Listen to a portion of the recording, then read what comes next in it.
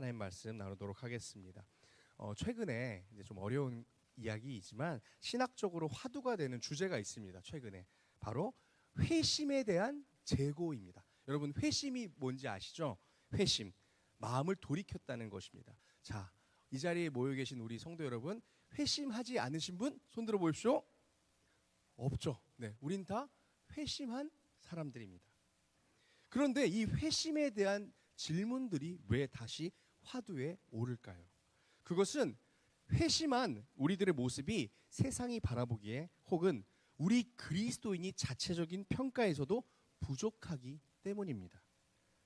마음을 돌이킨 신앙인들이 그러한 신앙인들의 모습 가운데 의심의 여지를 불러일으키는 옛 자아의 모습들이 너무나 많다라는 것입니다. 아니, 회심한 사람인데 어떻게 저런 말을, 회심한 사람이 어떻게 저런 행동을, 회심한 사람이 어떻게 빨간불의 길을 건너갈 수 있나, 우리 이런 모습들을 보게 됩니다. 특별히 예수 그리스도께서는 여러분, 우리 한 사람 한 사람을 주님께서 회심시켜서 우리를 부르신 줄로 믿습니다. 할렐루야. 여러분, 이 시간 주님이 여러분의 마음을 돌이키셔서, 즉 회심시키셔서 여러분을 부르신 것을 믿음으로 고백하시길 축복합니다. 그렇다면 여러분, 주님은 우리를 무엇으로 부르셨을까요? 우리의 회심을 점검하기 위하여 우리는 우리를 부르신 주님의 말씀을 기억해 보아야 합니다. 예수님을 따르던 사람에는 두 부류가 있었습니다. 한쪽은 무리입니다. 무리. 다른 한쪽은 제자입니다. 그렇죠? 예수님 주변에 따라다니던 사람들 중에 제자가 있었고 무리가 있었습니다. 제자는 예수님께서 친히 불러주신 부류이고, 무리는 예수님의 소문을 듣고 모인 사람들입니다.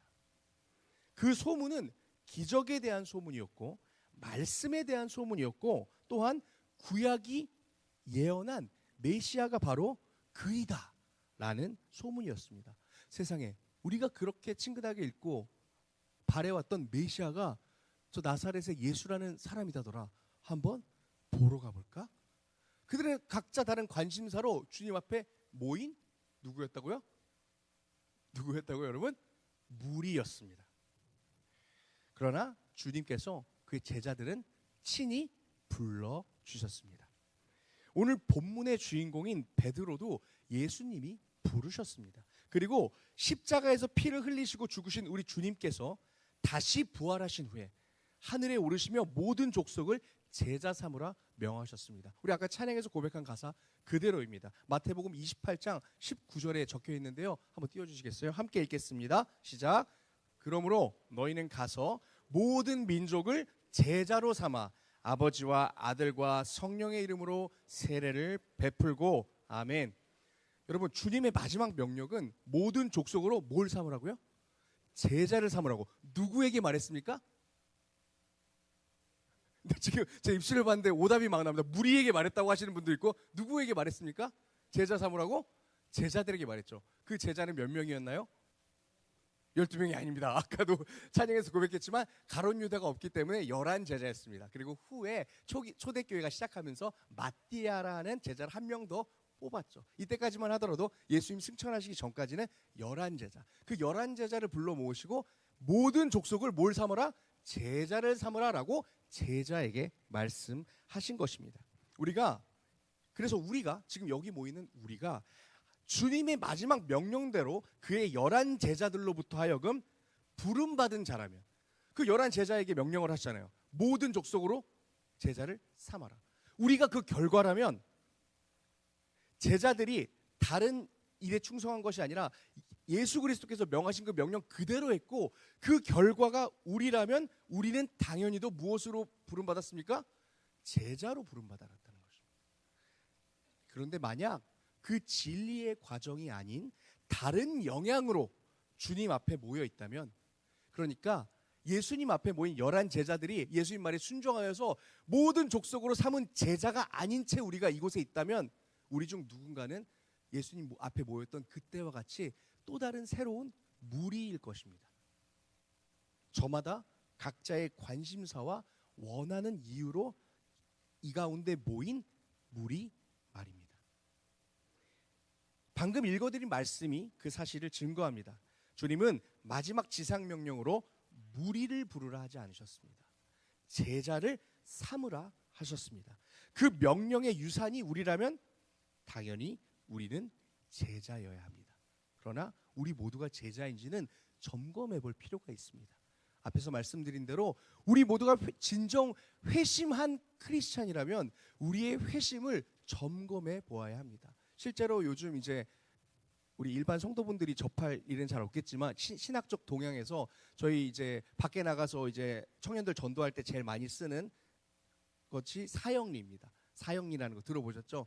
사형리조차도 과연 그것을 가르치고 배운 것만으로 회심할 수 있느냐라는 물음이 제기되고 있는 요즘 신학계의 상황입니다. 실제로 이 구교회, 초대교회에서의 회심은 엄청난 학습과 그리고 그 회심의 고백과 섬김이 뒤따라야 되는 거였습니다. 지금 현대교회에서의 회심은 너무 쉽다 이 말입니다. 와서 그 새가족 교육 좀 받고 아멘하면 과연 그것이 회심이 가능한 것이냐라는 질문이 있다라는 것입니다. 저는 이거를 옹호하는 게 아니라 지금 그러한 질문들이 많이 있다라는 것입니다. 왜냐? 회심한 모습들이 회심한 것 같지 않기 때문입니다. 그래서 우리도 우리 자신이 실제로 회심했는지 이 시간 점검해 보아야 됩니다. 그래서 온전히 회심한 신앙인인지 아닌지 점검하는 가장 좋은 질문은 나는 과연 주님의 제자인가 하는 스스로에 대한 질문입니다. 여러분 한번 해보십시오. 지금 해볼까요? 네, 해보겠습니다. 시작. 나는 주님의 제자인가? 네, 감사합니다. 역시 O형들은 잘 따라해 주세요. 보니까 네, O형들은 아주 잘 따라해 주십니다. A형은 약간 소심해서 그런지 좀 머뭇거리시는 것 같고, 네, 감사합니다. 이에 관련해서 무려 설교의 황태자라는 별명을 가진 제가 아니 스펄전 목사님께서 영국 침례교회 목사이신 스펄전 목사님이 이렇게 말씀했습니다. 회심은 회심한 자가 다른 사람들을 회심의 길로 이끌 때 가장 완전하게 증명된다. 다시 말씀드릴게요.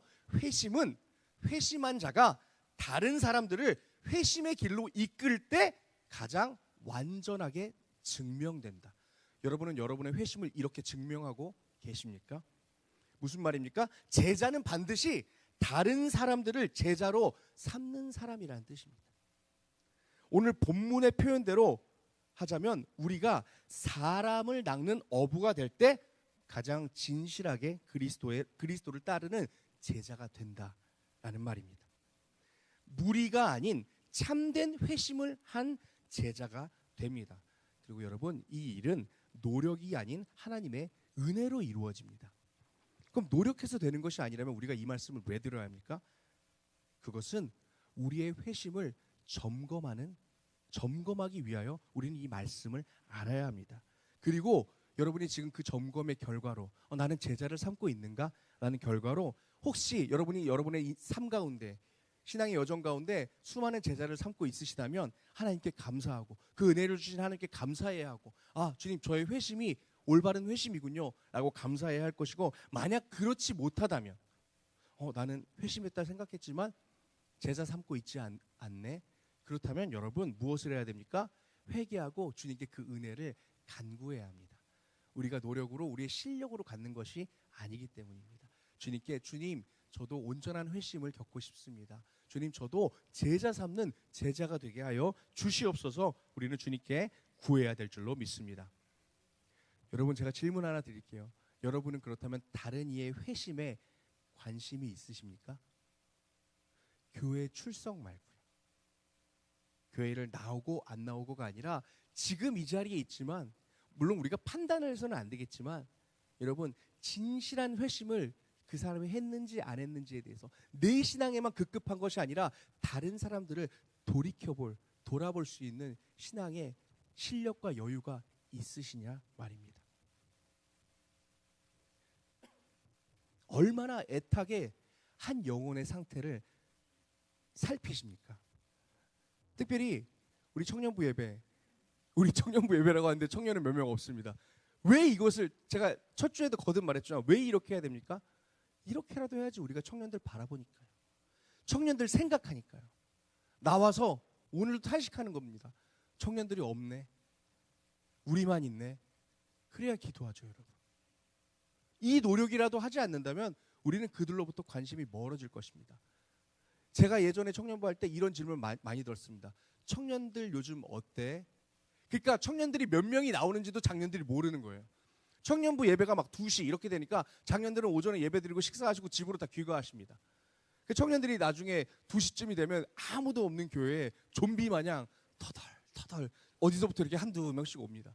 그러니까 장년들은 당연히 그렇게 묻죠. 요즘 청년부 어때? 청년들이 요즘 어떤지 바라볼 수도조차 없는 구조를 갖게 된 것입니다. 우리 신성교회는 그렇지 않습니다.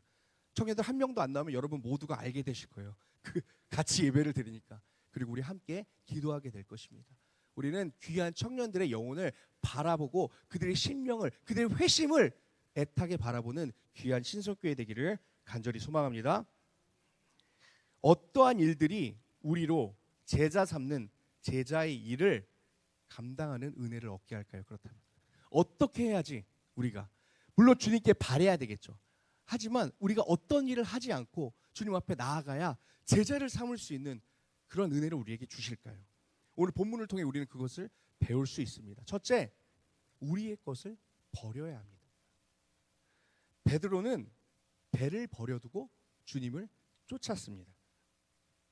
그의 생업을 버려둔 것입니다.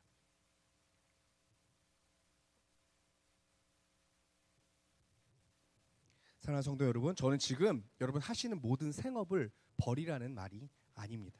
온전히 주님을 쫓기 위해서는 가장 중요한 우리 삶의 일, 우리의 배를 뒤에 버려둘 만큼 주님께 집중해야 된다는 뜻입니다.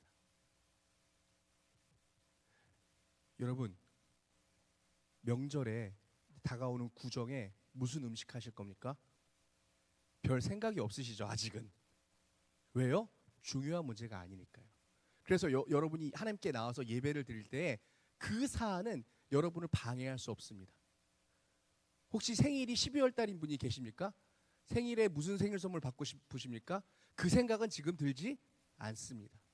그러나 여러분의 살아가는 이야기, 여러분의 배에 대한 생각, 생업에 대한 생각, 당장 앞에 닥쳐올 일들, 그런 것들은 우리가 하나님께 나와 예배하고 하나님께 집중할 때 방해가 된다는 것이에요. 그것들을 베드로와 같이 버려둘 수 있는 하나님을 향한 집중이 우리에게 필요하다라는 것입니다. 여러분, 그래서 우리가 주님 따라가려면 예배 드려야 합니다. 예배를 그냥 드려서는 안 되고 예배를 사모해야 합니다. 왜요? 예배의 말씀에, 여러분이 하시는 기도 가운데, 찬양하는 가운데 성령이 임하시는 그 순간 주님의 방향성이 보이기 때문입니다. 그때밖에 보이지 않습니다. 주님이 말씀해 주시는 거예요. 이렇게 해라. 이런 방향으로 가야 한다. 오늘도 여러분, 지난주 설교 제목이 뭐였는지 기억하십니까? 대예배? 아까 목사님이 복습시켜 주셨는데, 그럼 말씀의 힘을 경험합시다. 한 주간 말씀의 힘을 경험하셨습니까? 오늘은 어떤 제목입니까? 기도의 힘을 경험합시다. 여러분, 저는 1주차 이제 주보 작업을 제가 하니까 1주차 제목을 보고 2주차 제목을 딱 보자마자 은혜가 됐습니다. 네, 저도 목사님이 시리즈로 하신다는 말을 못 들었거든요. 그런데 딱 보니까 시리즈구나. 그래서 기도의 힘을 경험해야 되겠다. 여러분, 집중하면 그런 은혜가 있습니다. 여러분, 오늘 예배 가운데 집중하셨다면 그 기도의 힘이 어떤 건지 여러분 분명히 아셨을 것입니다. 그러나 여러분들의 생업이, 여러분들의 배가 그것에 집중하지 못하게 만드는 것입니다. 어떤 사람들은 그 배가 너무 무거워서 주님을 쫓지 못하고 여러분 예배 못 나온 사람들도 있습니다. 우리 많은 청년들이 그렇습니다. 이 시대의 새로운 마귀, 제가 이름을 지어주겠습니다. 그것은 바로 스케줄입니다. 스케줄이면 다 된다고 생각하는 것, 우리 장년분들도 없습니까? 목사님, 제가 그날 스케줄이 있어서요. 어쩌라고요? 하나님이 여러분을 부르셨는데. 여러분, 모든 예배는 성도를 향한 하나님의 초청입니다. 시간대는 누구만을 부르신 것이 아니라 우리 모두를 불러주신 거예요. 모든 예배가. 우리가 모든 예배를 드릴 수는 없죠. 하지만 내가 드릴 수 없다고 해서 나 금요 기도에 못 나가, 나는 스케줄이 있어서 못 나가. 그러면 하나님이 그 예배로 나를 초청 안 하신 게 아니라는 말이에요. 우리 신앙인의 기본적인 자세는 이 귀한 교회 가운데 허락해 주신 모든 예배는 여러분 은혜로 초청해 주신 겁니다. 단지 내가 못 나가는 것이 아쉽고 하나님 앞에 죄송스러울 따름이지 나를 향한 초청으로 그것을 받아들여야지 남을 향한 초청이 아닌 것입니다. 그런데 삶의 배를 버리지 못하면 그 하나님의 초청을 거부할 수밖에 없습니다. 실제로 마음이 약해서가 아니라 그 바쁜 그 스케줄 마귀들이 우리로서 하나님의 초청을 거절하게 합니다. 그런데 우리가 중요하게 생각해야 될 것은 그 스케줄로 인하여서 우리의 하나님의 초청을 거절하는 행위를 정당화해서는 안 된다는 것입니다. 스케줄이 생겨버려서 내가 하나님의 초청에 따르지 못하는구나. 여러분 그러면서 하나님께 구해야죠. 하나님 예배 드릴 수 있게 해주세요. 기도의 자리 나아갈 수 있게 해주세요. 나 이 배 하나님 지금은 어쩔 수 없습니다. 하나님이 비워주셔야 합니다. 간곡히 구할 때 하나님이 역사하신 일들을 저는 너무나 많이 보았습니다. 그러나 우리는 그것을 구하고 있지 않다라는 거예요. 어쩔 수 없다라는 영역 속에 그것을 가둬버리고 내 배를 버리지 못합니다. 심지어 이 예배의 자리로 나온 여러분 이미 마음 가운데 그 배를 짊어지고 나오신 분들도 너무나 많습니다. 말씀이 들리지 않습니다. 성령의 인도하신 방향성에 집중할 수가 없습니다. 그래서 영적으로 하나님이 보셨을 때 우리 교회가 여러분 수많은 배들이 모여있는 버리지 못하고 끌고 온 배들이 모여있는 항구가 되어서야 되겠습니까? 이 자리에 배가 한 대도 없기를 간절히 소망합니다. 제자 삼는 제자가 되기 위하여서는 집중해야 합니다. 성령이 인도하시는 그 방향에 집중할 때 하나님이 우리의 마음을 만져주시고 인도하실 줄로 믿습니다. 두 번째입니다. 제자 삼기 위해서는 우리는 주님에게 속해 있어야 합니다. 자, 아까 읽었던 말씀 모든 족속을 제자 삼으라 하신 주님께서 하늘로 오르시면서 마지막으로 덧붙이신 말씀 마태복음 28장 20절 마지막 말씀이 있습니다. 한번 띄워주십시오. 네, 다 같이 읽겠습니다. 시작.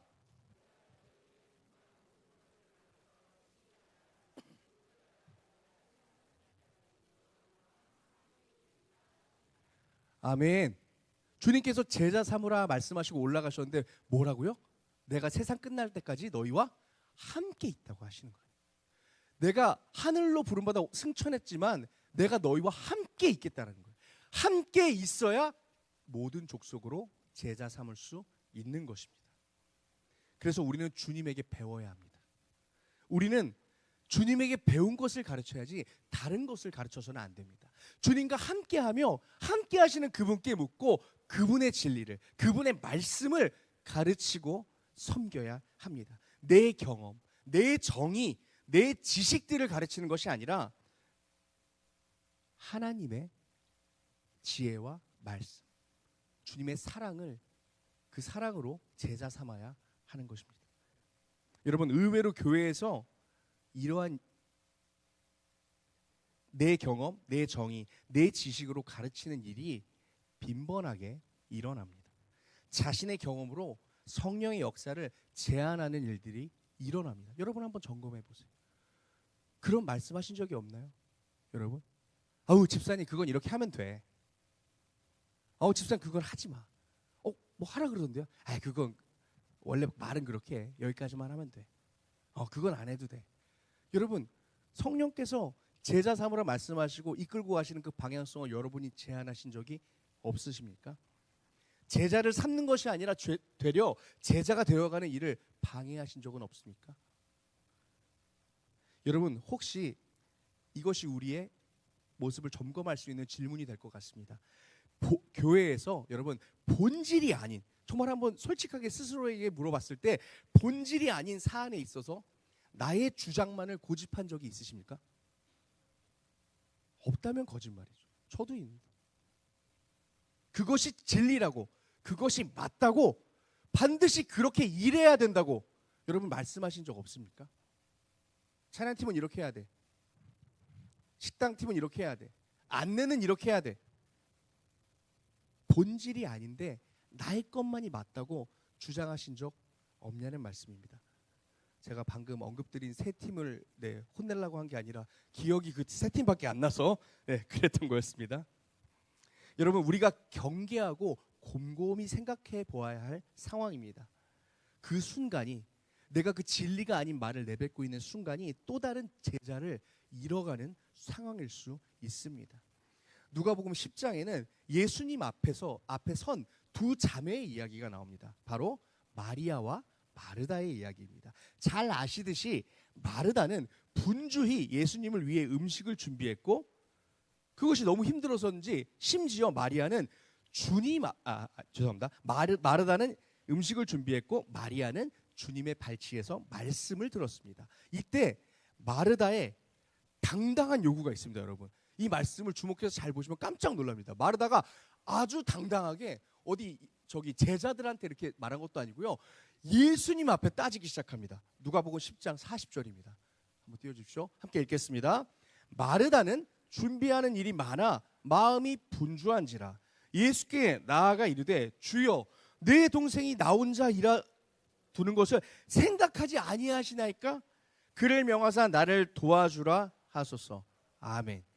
분노가 느껴지지 않으십니까? 그냥 주님, 동생이 저를 도와주게 이야기해 주세요가 아니라 혼자 일하게 두는 것을 생각지 아니하시나이까? 무슨 말이에요? 빈정대는 거죠. 주님, 생각이 있으신 거예요? 지금 내가 혼자 일하는 거 이거 딱 보면 모르세요? 어떻게 가만히 있을 수 있으세요라고 진리이신 주님 앞에 항거하고 있는 거예요. 이게 맞다고. 진리이신 주님 앞에서, 주님, 이 진리가 맞지 않습니까? 어서 고쳐주시옵소서 라고 말합니다. 뒤에 이야기는 여러분 다 잘 아시죠? 욕을 먹습니다. 주님, 이게 맞지 않나요? 심지어 사람에게 따진 것이 아니라 우리 주님에게 따진 것입니다. 여러분, 마르다가 어리석은 것이 아니라 이것이 바로 우리의 모습이다라는 것입니다. 복음의 본질이 아닌, 말씀의 본질이 아닌 이 공동체 안에서 일하는 방식에 따라, 혹은 나의 정의에 따라, 그것이 도덕일 때도 있습니다. 때로는 욕심으로 둔갑한 사랑일 때도 있습니다. 아니, 교회가 사랑이 있어야지 어떻게 이렇게 할 수가 있는가 라고 할 수도 있습니다. 여러분, 그것이 진리가 아닐 때 진리 대신 주님 앞에 우리가 거짓 진리로 항거하고 있을지도 모른다라는 말입니다. 우리는 자꾸 이것을 점검해 보아야 합니다. 우리가 진정 회심한 자인 것을 확인하기 위하여 우리의 말과 행동을 점검해 보아야 합니다. 여러분, 우리의 입에서 나오는 말, 우리의 행동이 왜 그렇습니까? 우리의 지혜가 어리석기 때문입니다. 주님의 진리에 비해서 우리의 지혜가 아무리 똑똑한다 한들 어리석기 때문입니다. 또 우리의 정의가 불의하기 때문입니다. 우리의 사랑이, 여러분, 예수 그리스도의 사랑을 담지 못한 욕심이기 때문에 그렇습니다. 그리고 무엇보다도 우리가 죄인이기 때문에 그렇습니다. 그러니까 여러분, 한번 이건 따라해 보십시오. 나의 신앙을, 나의 의를 철석같이 믿지 말자.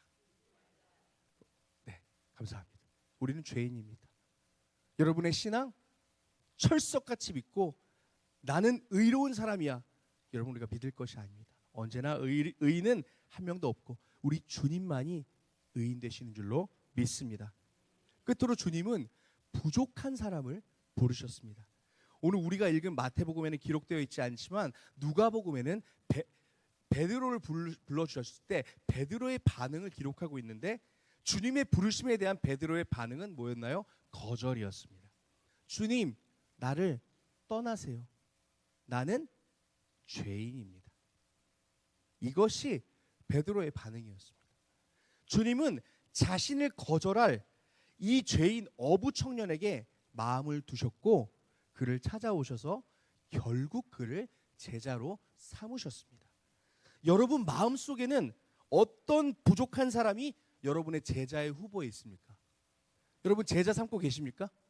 그렇다면 여러분의 삼고자 하는 제자의 후보는 어떤 사람들입니까? 우리말에 싹수가 노랗다라는 말이 있습니다. 뜻을 아십니까? 식물이 병들기 전에, 저도 이번에 찾아봤거든요. 싹수가 노랗다. 무슨 뜻인가? 식물이 병들기 전에 그 싹이 제일 먼저 노랗게 변하는 것을 두고 하는 말입니다. 그러니까 잘 될 가능성이 없어 보이는 사람에게 쓰는 표현입니다. 싹수가 노랗다. 여러분의 제자 후보는 누구입니까? 여러분 어떤 사람을 제자로 삼으시겠습니까? 혹시 노란 싹들을 모두 잘라버리고 계시지는 않습니까? 에휴, 저 사람은 안 될 사람이야. 어떻게 저 사람이 변할 수 있어? 나는 다른 사람의 영적 성장에 투자해야지. 아유, 저건 안 돼. 아니요. 주님은 도리어 부족한 자들을, 죄인들을 그의 제자로 삼으셨습니다. 그렇게 무식한 어부인 베드로를 제자로 삼았고, 또 매국노인 세리인 마태를 주님께서 제자로 불러 주셨습니다. 우리의 심령 한가운데, 여기 모이신 우리 모든 성도님들 심령 한가운데 부족한 영혼들을 향한 애타는 마음이 있었으면 좋겠습니다. 여러분, 말이 좋잖아요. 부족한 영혼. 어떤 사람이 부족한 영혼이죠? 부족하다. 이런 표현은 생각보다 되게 부드럽습니다. 부족한 영혼. 부족한 영혼 어떤 사람인지 아세요, 여러분? 같이 있기 싫은 사람이에요. 여러분, 같이 있으면 내 에너지가 자꾸 부족해지는 거, 내 기쁨이 자꾸 부족해지고 떨어지는 거, 그 사람이 부족한 사람입니다. 여러분은 그런 같이 있고 싶지 않은 사람을 제자로 삼고 계십니까? 여러분이 삼으실 제자의 후보들 중에 이런 영혼들이 많았으면 좋겠습니다. 예수님께서는 천국을 여러분 무엇에 비교하셨죠? 씨앗에 비교하셨습니다. 겨자씨입니다. 작은 겨자씨가 꽃을 피우고 그것이 겨자 나무가 됩니다. 여러분, 저에게 집중해 주십시오.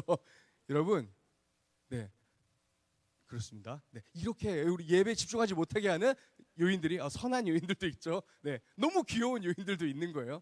자, 작은 겨자씨가 꽃을 피우고 나무가 됩니다. 천국이 그렇다 말씀하셨습니다. 여러분, 겨자꽃은 무슨 색이죠? 노란색입니다. 우리가 바라보는 싹이 노란 그것은 실제로 싹이 아니라 피워질 겨자꽃인지도 모릅니다. 우리는 싹이 노랗다고 잘라버리고 제자 삼지 않고 밀어내버렸지만 그것은 실제로 겨자나무가 되어서 우리 신앙의 공동체를 가득 채워줄 귀한 영혼들일지도 모릅니다. 여러분의 마음속에 지금 누가 제자의 후보이십니까? 여러분의 마음속에 그 노란 꽃들이 많이 피어났으면 좋겠습니다. 여러분, 누구의 믿음을 바라보시며 애타게 기도하십니까? 정죄 말고요. 하나님을 모르는구나. 어떻게 하면 하나님을 알 수 있을까? 저 영혼이. 여러분, 누구를 생각하며 지금 품고 계시고 애타게 기도하고 계십니까? 실명을 나눌 수는 없겠지만 여러분의 마음속에 어떠한 영혼을 향한 애타는 마음이 있는지 함께 나눠보았으면 좋겠습니다. 잊지 않으셨죠? 네, 우리 한번 띄워주십시오. 오늘의 그래서 나눔의 주제는 이것입니다. 나를 제자 삼은, 함께 읽어볼까요? 나를 제자 삼은 신앙의 인도자는 누구입니까?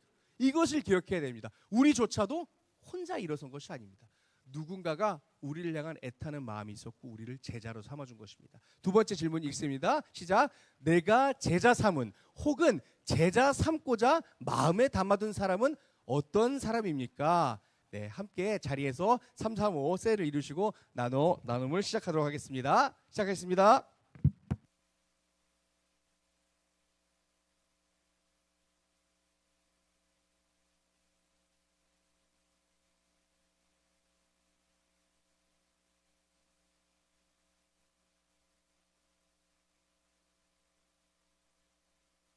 마무리하도록 하겠습니다. 네, 이만 마무리하겠습니다. 역시 나눔 너무 잘하십니다. 네, 어떻게 나눔 잘하셨습니까? 집사님의 제자는 누구입니까? 이렇게 물어보셨나요? 집사님의 제자는 누구입니까? 너다 이놈아. 이렇게 말씀하시지 않으셨죠? 바로 너다. 이렇게 얘기하지 않으셨죠? 제가 자랑 같아서 쑥스러운 얘기인데 제가 사역을 시작하고선 아주 뜻깊은 일이 이번 달에 있었습니다. 실은 제가 1월 10일에 생일이었거든요.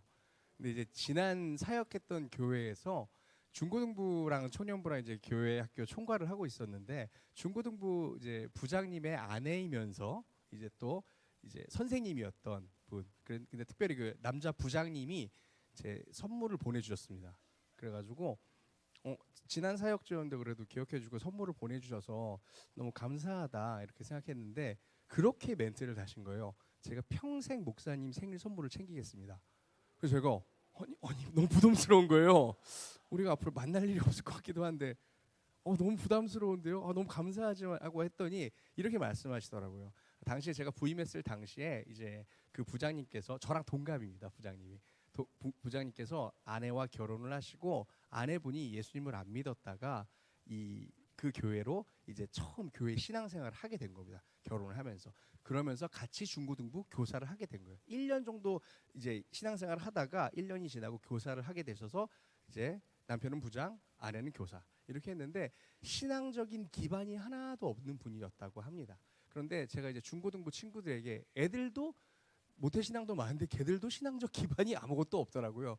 그래서 창세기부터 이제 한 주에 한 권씩 오늘은 창세기 말씀으로 설교하고 그 다음 주는 출애굽기로 그래서 구약을 다 끝냈습니다.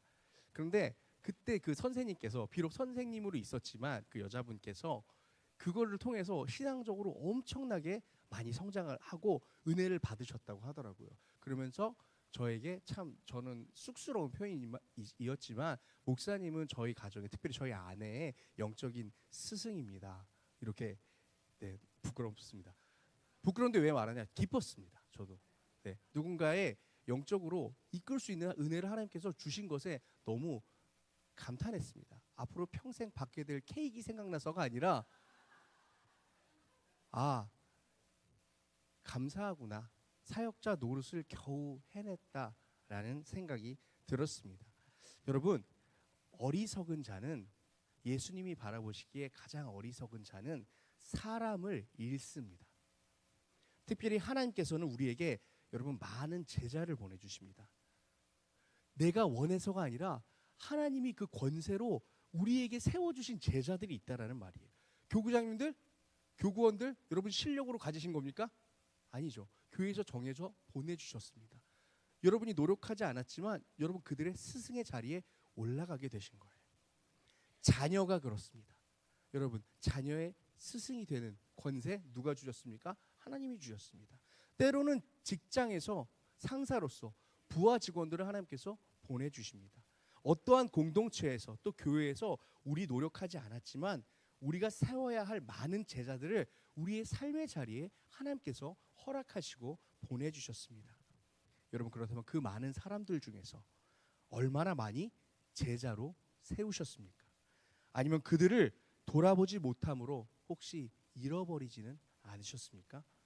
여러분, 여러분이 누군가의 간증 속에 등장하는 그가 하나님을 만나는 계기가 되어주셨으면 좋겠습니다. 최근에도 우리 교회에서 많은 분들이 간증을 해주셨죠. 간증송에 등장합니다. 사람들이 이분 때문에 제가 위로를 얻었습니다. 이분 때문에 하나님 바라보게 되었습니다. 여러분 나누셨을 때 자신의 스승이 누구인지 다 고백하셨습니까? 이번 한 주는 전화 꼭 하십시오. 식사를 하십시오. 저를 그때 제자로 삼아 주셨습니다. 내가? 아닌 것 같은데 아니요. 그때 저를 제자 삼으셨기에 제가 하나님 만나게 되었습니다. 그리고 부족하지만 저도 누군가를 제자 삼고 있습니다. 이런 아름다운 이야기를 꽃피우는 식사 한번 하십시오. 네. 그런 귀한 시간을 우리 모두 갖고 또 수많은 제자들을 그리스도 안에서 키워내는 참된 회심의 증거를 가진 우리 제자들의 삶을 사시기를 주님의 이름으로 축복합니다. 우리 아까 찬양했었던 가서 제자 삼으라 함께 찬양하고 함께 기도하겠습니다.